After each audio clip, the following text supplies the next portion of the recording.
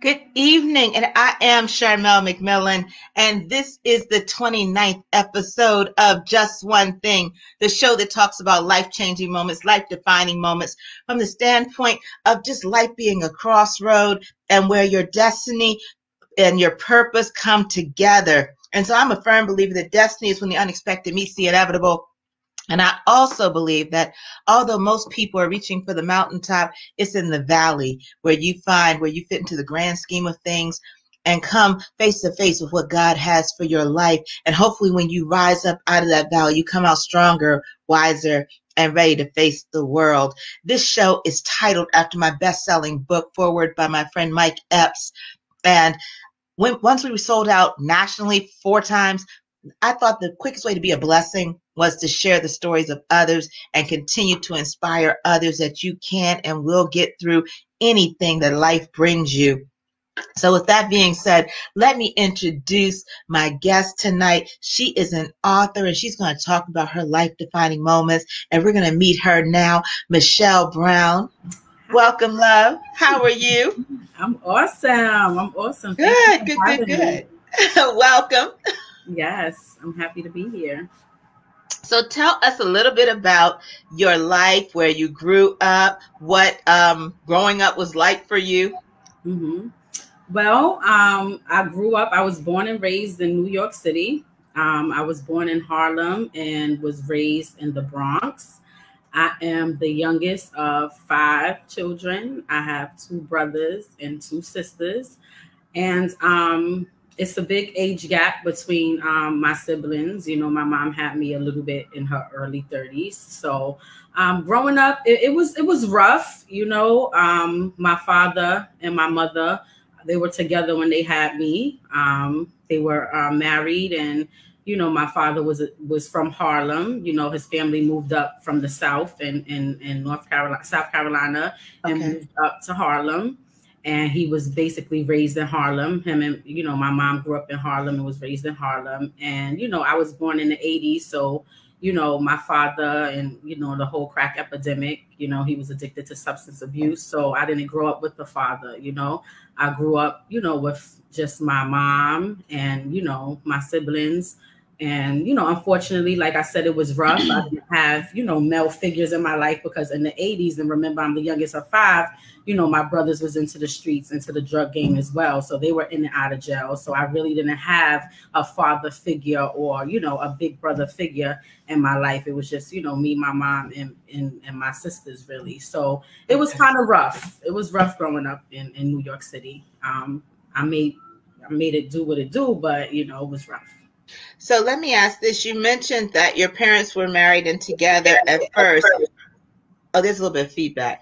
What was the changing point of your parents not being together? Was it just the drugs that you mentioned, or did they break up for other reasons? No, that was a changing point. So my father became addicted to crack cocaine.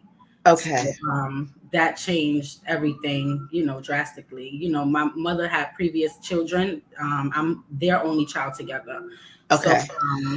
So, you know, when that happened, you know, it changed, you know, the relationship drastically. Okay. And that was eventually, they didn't break up right away, but eventually that's what caused the separation. Okay. So what do you see as your defining moment, your life-changing moment where things began to change for you personally? Mm-hmm. I think my life-changing moment when I started to see, because I grew up numb to the fact of, you know, after a while not knowing my father, I was in survival mode. So my feelings sort of changed to like, you know, anger or like, I don't need him anyway. You know, it is what it is. I don't have no father. So I grew up in survival mode. It wasn't until I start to get into my teenage years and had, you know, relationships with you know, with men and young men and stuff like that, that I realized, and I got into my first abusive relationship when I was very young. I was about 18 in my freshman year of college. Right. So I start to realize, and, you know, hearing the stories of, you know, my father's issues with drugs and with abuse and stuff like that, I start to realize I was in something that was similar to my dad. So at that moment, I think that my heart started to want to connect with my father, because I wanted that protection. And that's when I started to not feel as numb. I knew I needed him in a way, but I didn't know how to really let that wall down of forgiveness. So the relationships you felt you were in, maybe not exactly, but emotionally in terms of trauma, started to mirror how you grew up. So you were kind of drawing into your space the thing you really didn't want, you know what I mean? But it was still coming. And so as you went through your, you said teenage years, and as you got older and you realized your relationships were, what were some of those defining moments, and what were the guys like? You know what I mean? That since they weren't the exact mirror, what was it that you know, I'm in a similar trauma situation? Like I said, the verbal abuse and the domestic abuse at a very young age, at 18 years old, in a domestic violence relationship, you know? So that mirrored what my father was to my mother. And the part that's very puzzling is that for a lot of the abuse that my mom went through, I was very young. I was like under about 5 years old before, you know, when my mother and my father separated. I was about 5 years old. So I was very young. My sisters and siblings witnessed a lot of that. So it's so ironic that I was in a situation that in my memory, I didn't remember those moments because I was young, although I was present when they were taking place, as far as my mother being a survivor of domestic violence. I don't like to say victim. So the defining moment for me is, fast forward, my father started to, he went into a drug treatment program. So around the time when I was about, 18 years old, when I was in college, around that time, he was, in treatment or seeking a relationship with me because his life, he was going through treatment. But I wasn't ready. I was still, dealing with the unforgiveness. So it wasn't until later on that my heart starts to get tender for me to open up to my father. What do you think led to that? Because I know I speak with a lot of people, and I've dealt with my own, personal trauma. I think personally I went through maybe 15 years or more where I felt numb for different reasons. But nonetheless, anytime you've been traumatized or gone through something, you develop this numbness of, I can't feel. You know what I mean? Like you feel if you have feelings, it's going to break you. You know what I mean? So what do you think? Was it a defining moment? Was it something that happened that penetrated that numbness? That penetrated me, the numbness towards my father. Were you feeling numbness overall or just towards your father? No, I was feeling numbness towards my father, meaning that to me, that numbness was, like I said, a survival mode, right? So my father, around when I was like 16, 17, 18, my father started to now reach out to me more because he was, living in sobriety. So he started to try to reach out to me. But I think because of the rejection and abandonment, I stayed in survival mode. Like, I'm not opening up to him for what? Like, he's just going to leave again, or he's going to, I didn't believe the man that he was becoming, so I was, still, in that survival mode, not trying to have feelings, like fighting my feelings because I didn't want to get hurt again. Right. So he's basically letting you know he's changed. You're not ready to believe it yet because it was so traumatic. As a little girl being disappointed or feeling abandoned or feeling let down, you didn't want to go through that. Relive after you'd already gotten through, all those years of surviving, and finding a way to be okay in your own mind. Open yourself back up there. I understand. So what was the moment where you decided maybe I will listen to him? So I was graduating. I was graduating college, right? I had went to college when I was 18. I was graduating in 2000. And like I said, he would reach out to me, but I wasn't really yielding. But when I was graduating college, I wanted my father there. Like I wanted, him there. I wanted him, to experience that. And what happened was before that moment, I finally accepted to have a conversation with him. So before I was graduating, I said, okay, I'm going to have this conversation with him. So I went to his house, his little apartment in Harlem, and we was in his living room. And this was our first real raw conversation where I just let everything out. And I was about maybe, you know, I can't remember the age. I graduated at 21. So I was about 19, somewhere like maybe a year before I was graduating or something. And I let it all out. Like, I mean, I was nasty. I was rude. I was like, you know, it almost got real rough in there. And he just sat there and he took it and he started to cry. I've never witnessed my father cry because I haven't, you know, grown up with him, you know. So he started to cry and he really acknowledged my hurt. He really said, I'm sorry. He didn't have no excuse. He didn't say, you know, I wasn't on drugs. He didn't say I wasn't, you know, the man I was to your mom. He really said, you know, I apologize. I'm sorry for not being there, but I want to be a part of your life moving forward. Right. And I couldn't even, like, I was so choking up. Like, I couldn't even, I had to stop being hostile. So that really made my heart tender. And then at that time in my life, like I was, you know, God was speaking to me. He was dealing with my heart. He was dealing with, you know, me and that unforgiveness, because I would cry sometimes growing up to God. Like, you know, I would write letters to God and I would cry and be like in so much pain. Like, I want my father. Like, so at that moment, that was, I would say, a defining moment when we had that rough conversation. And in my book, I say, like, he let me hit him with like, he let me just box him and took all my hits basically during that conversation. And that was freeing for me. Wow. So how did that conversation end? Like, what was the outcome of that conversation? You've let him have it. He's in tears. He's apologizing profusely from the heart. You felt it. How did that conversation end? It was awkward. Okay. It ended with us sitting there for, you know, a cricket moment, like at the end, like looking at each other. He got tears in his eyes. I'm crying. It's like I'm sitting on the couch. It's like, what's next? You know? So it just ended like, you know, okay, like one of those awkward moments, like, okay, let me get tissue or something, wipe my face. It was just awkward. So like two little kids who fought, but nobody won. Y'all just sitting there crying. You don't know who won. That's how it was. But I knew in my heart, although I probably couldn't verbalize it, I knew in my heart that that was the beginning of a relationship that was about to take place for us. Right. So after that, we made more of an effort, you know.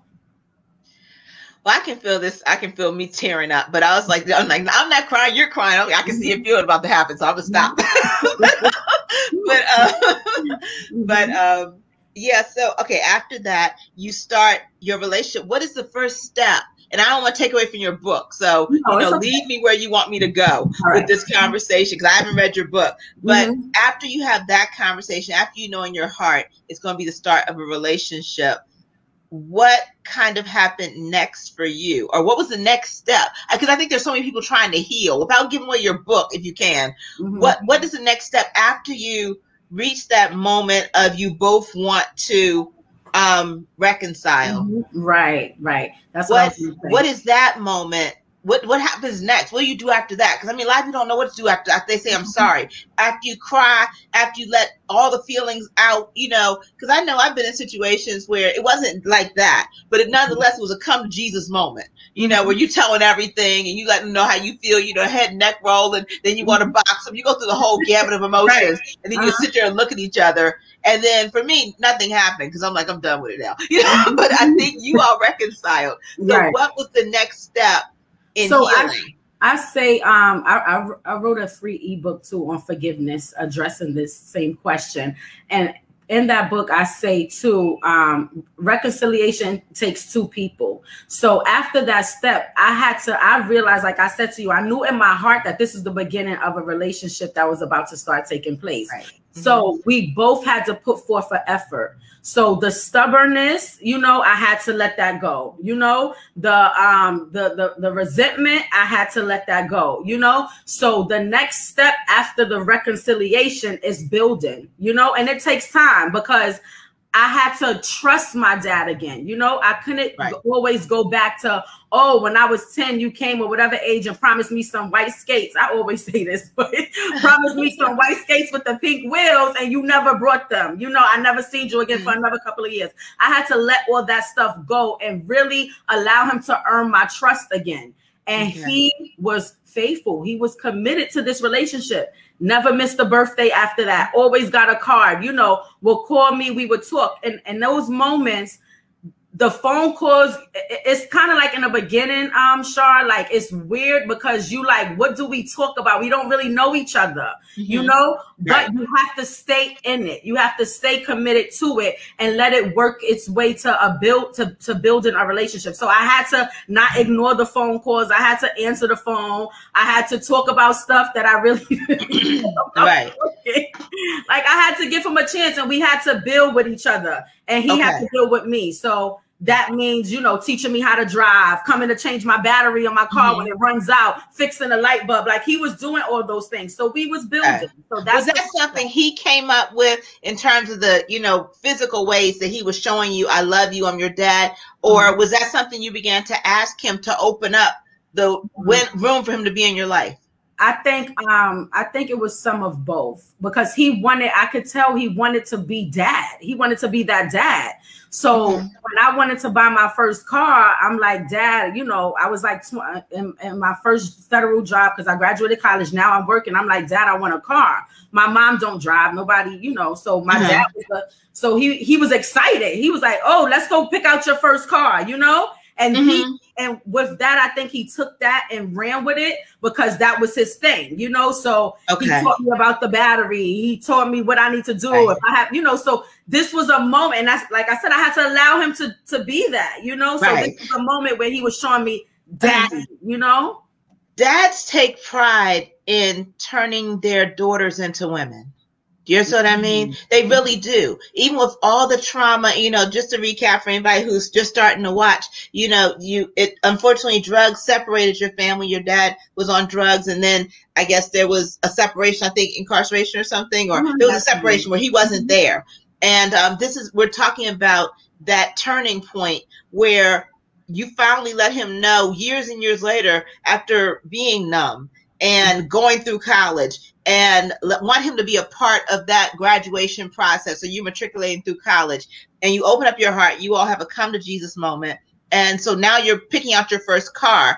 And I think that that's so key because he wanted to be, he wasn't there for the earlier years, the formative years, but he wanted to be and fulfill that role of making you a woman. You know what I mean? Teaching you the things that only a father can teach, you know, because in his heart of hearts, all fathers want their daughters to be okay. They don't want them to be alone, but they want them to be okay. They want them to be self-sufficient and not depending on somebody they don't need to do things that they need done, if that makes sense. Yes, that makes a lot of sense. There was another thing you pointed out I wanted to bring up before you go on, because you talked about these skates. And so I think that's so significant because it's an ideal. It wasn't even real. You know what I mean? As a child, you were like, I need these skates because that's what everybody has. And that was your ideal of how you show love. I think that happens so often in relationships, period, where someone grabs to an ideal of what's supposed to happen in a loving relationship, you know, and they ride that. And you're like, I had to let go of these skates. But sometimes you got to let go your idea of what you thought love was going to look like so you can heal. So you can move forward. Some women are like, you ain't open the door for me. You ain't tell me this. You ain't do this. That's all stuff you create in your head that love is supposed to look like. It's an ideal. You had to let go of your ideal so you can have a real relationship. That's all I'm saying. No, that's true. And I had to, as I got more mature, I had to understand the environment and the times that they were living in at that time. So I had to really ask myself and say, could my father really have been there for me the way that ideal, as you're talking about, Right. Up against all those odds that he was up against, Right. this crack epidemic, him failing a marriage, failing being there for his daughter, failing a family, could Right. he really have been there for me with all those things? You know what I mean? So I had to really mature in a way to think of where he was at that place during that time. Yeah, I mean, and I think sometimes people don't look at that. Like, you didn't even talk about it, but I'm like, his life probably wasn't perfect long before he was somebody's husband, long before he was somebody's daddy. You don't know what issues he was. Well, we don't know. I'm saying you probably know, but we don't know as people. When we look at what somebody failed us, we don't know what they went through and where they were failed. And it becomes perpetual. Where is the cycle really inevitable? You know what I mean? Like, him coping, was that part of it? Like, the drugs, was that part of him coping, not trying to be dysfunctional? Was that part of him still trying to heal from stuff because he didn't have a come to Jesus moment, perhaps, with whoever failed him? But you had that. You were mature enough and wise enough, really, to see, I got to let some of this stuff go. These ideals I done made up, this stuff that don't even matter, so I can have something real. But maybe he didn't have those tools. Maybe he never had the opportunity to have a come to Jesus moment and talk about everything. Maybe nobody ever said, I'm sorry to him. I don't know that, but maybe. Yeah. So his parents, that's probably true. I do know. That's why I said you look at the whole picture. I didn't say an expansion here, but his father was an alcoholic. You know what I mean? His father was abusive to his mother. So he did grow up in trauma as well. He had, his brothers, some of his brothers was on drugs. His sisters and siblings was murdered. Like, he grew up in certain circumstances as well. So that's why I said, when you look back at when you mature and look back at what a person really was going through in their life, you start to understand how it was so difficult for them to show up for you, Right. So I started to understand him as a man, I started to, as I'm growing into a grown woman, yes, that's my father, but I started to understand him as a man, if that makes sense. Yes, it makes perfect sense. Going into when you was like, what's next? Like, so after that reconciliation, we had to start the building and I had to, start earning his trust and getting to know the man, getting to know, who he was and allow him to be, that in my life. I was still, it wasn't easy. It was like a slow process because it was still some resistance there because, the relationship I was in at that time as well, like certain things I wasn't comfortable opening up to my dad because I'm still getting to know the man, Right. So yes. It was still some challenges in building that relationship. And, my father has passed now. And, I mentioned that, it was only about 6 years that we had together, of that relationship. And that was what was hurting me the most, that I felt like I was in guilt and talking about a come to Jesus moment. I was, after my father passed, like I was in so much guilt of thinking like, why couldn't I forgive him sooner? Like I was like, beating myself up. Like I should have, like, why did I take so long? Like I could have had more time with him. It's so much I wanted to start to tell him, it was just like really living in that guilt. So that's when I go into, that's when I go into me now reading the letters that my father wrote to me when he was incarcerated. Okay. So that's what was really my moment, my real big defining moment of my closure of my healing is after my father passed. I started to read letters and poems that he wrote me throughout his incarceration period. And it felt like, oh my goodness, I can't even, I try, that's why I try to write it in this book, what I was feeling, because it allowed me to respond.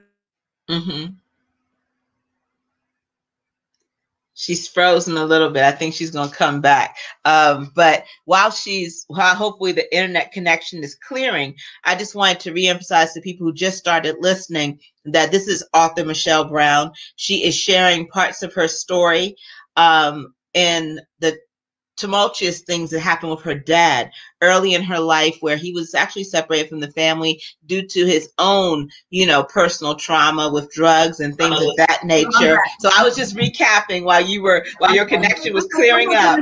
And so she's talking about the road to healing. And so that's where we are, from going from that relationship that was, not what she desired and not what most children even anticipate, to a place of healing. And so that's where she is.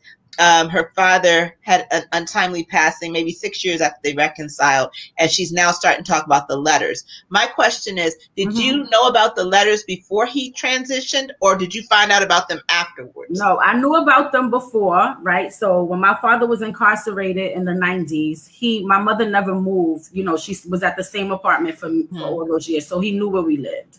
So he would write me letters, and my mom would try to give them to me, but I wasn't interested in reading them. So she kind of like kept some of them, and, she held on to them or whatever. And I had some of them, in an envelope, and I started to open it up. Like, I never wanted to really read them. And especially once we started reconciling, I was kind of like, what's the point? I'm talking to my father now and stuff like that.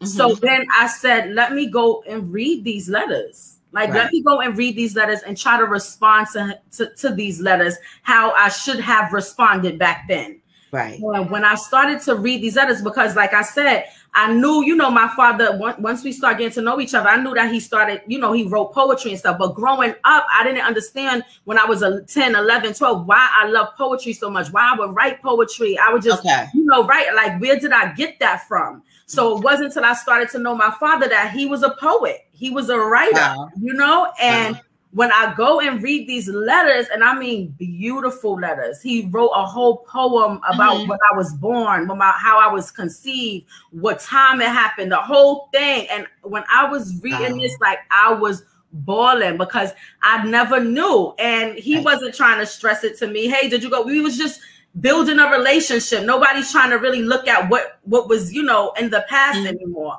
So when I opened up these jewels, I was like, wow, like, my dad loved me. You understand? Like, he loved me, like, through all his struggles, he took time out. Yes, he was incarcerated, but like, he really expressed and made sure he documented, his love for me in such a unique and special way. Wow. So that's the whole, that is like one of the most beautiful stories that I've heard of healing and redemption, and even posthumously allowing you to move forward and being part of your healing even after transitioning. That's a beautiful thing.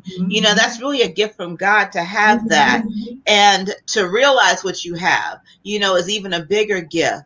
And so I'm just so happy for you, and happy how things transitioned into something beautiful from that which was probably meant to destroy, both of you. But it turned into something beautiful. And so I think that's an amazing testimony. Yes, it's awesome. And I was, I prayed and I said, God, how can I, because I wanted to do what my father never was able to do. I'm sure he wanted to publish his work, his poems and stuff. Right. I said, Lord, help me put together this book. This book was like, the title of the book is Finding My Voice Through the Words of My Father. Right.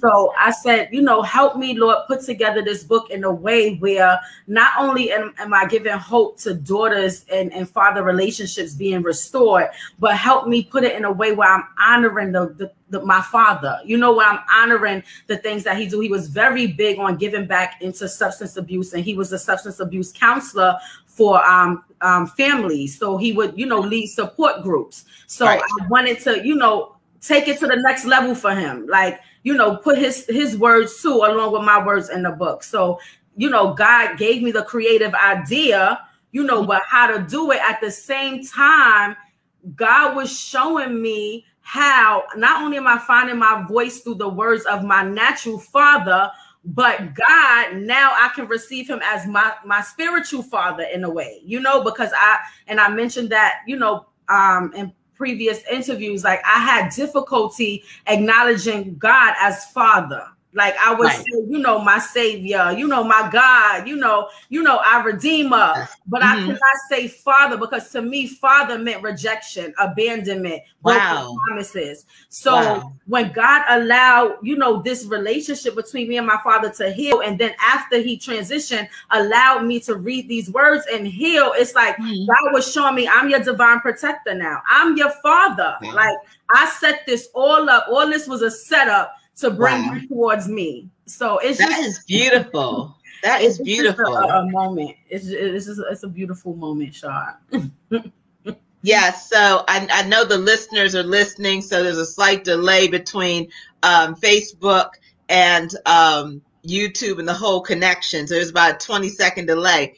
But to Mr. Test, yes, she can take some questions if there's something you want to ask. So go ahead and type it in and I'll read your question. So they'll hear it in about 20 seconds or so. But we'll keep talking. And that is a beautiful story. And so I wanted to, so your father, he passed away, I believe you said 6 years into you all developing your relationship.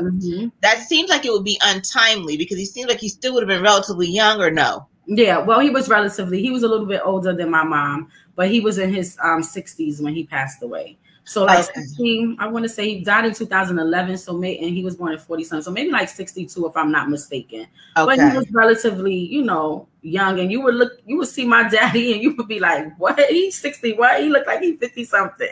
So it was sudden yes and no, he was, ill, and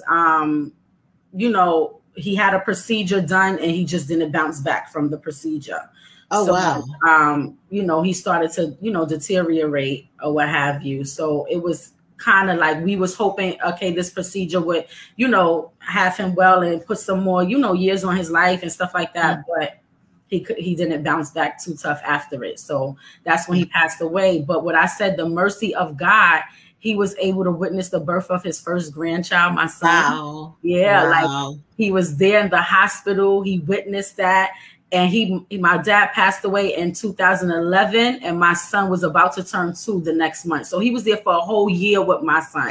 And it was like he captured, even in that, he took so many pictures of them together, like captured so many moments. So it's just like everything from what, like you said, what was supposed to destroy me, God and God's speed, like he was like fast forwarding everything so that I can have that closure. And I was for me, when I think about it, go back and think about it, Char, like that did so much for me as a woman. Like I know my value, you know what I mean? I know what I deserve now. I could know my daddy loved me. What? No, my dad loved me. Like, and you can say it with authority and certainty. I know my dad loved me, so it did so much, for me as a woman, that I even without my dad saying some of those things to me, I know from his words and from, the relationship, what I deserve, how he treated me in those 6 years that we had, So I know how to measure up now. I don't have to, accept, those toxic relationships. So the father-daughter relationship is so important. It's so important. Right. It is. I think it's more important than people acknowledge. And because I really think, like I've always said since I was young, my mom taught me, how to be feminine and how to, but your father teaches you how to be a woman, and they are instrumental in that process of how you conduct yourself, how you carry yourself, what your standard is, what is set for you. And I don't even know if people realize how much fathers influence that, so him coming back into your life and ready to fulfill that role in your life and make sure, whenever time he had left, that he help you establish a standard for yourself. You know what I mean? And what your expectations should be. Because a lot of times a girl's first crush, a girl's first image of what a man is supposed to be can come from her father or whoever the father figure is, and so he knew that. you know, and so I think that's why he came in with both guns blazing, you know, like I gotta get this in, you know, and make sure she knows everything she's supposed to know and be ready to face this world, you know what I mean, and make up for lost time. And I really believe that even though people may not know what their time is, I think there's this sense of urgency to get things done in a period of time, you know, so he might not have known his time frame, but I just think spiritually you feel like you're moved to do certain things in a timely manner and not be hasty about it. You know what I mean? So I really believe that. And I believe that's why you experience completion and why you experience forgiveness and why he fulfilled that role in record time and taught you all these things, taught you all these lessons, and then left a legacy through his letters and his poems for you to heal and grow and fully understand and appreciate the fullness of his love and who he was to you and how he wanted to be better than where he came from. And better than what he experienced. He gave that to you. Yeah.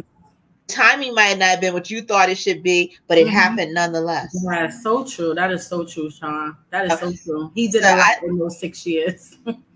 You know, he made up in record time. Some fathers don't do none of that. You know what I mean? And so it was in his heart, and God put it in his spirit to make sure he instilled all the things he wanted to instill in you, and to make sure you had a better reality than his past. You know what I mean? I'm not even talking about his trials. I'm talking about his childhood. I'm talking about the life he went through. He wanted to make sure you had better than what he had, and that he established a standard for you that far exceeded what he had experienced as a man.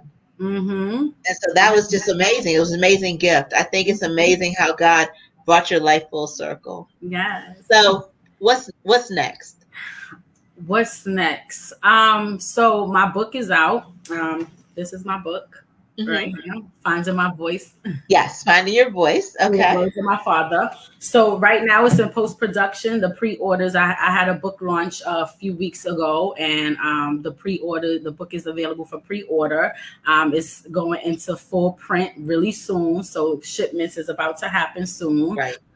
So what's next for me is, you know, discussions like this. I really want to emphasize, you know, women finding their voice, you know, through relationship with their father.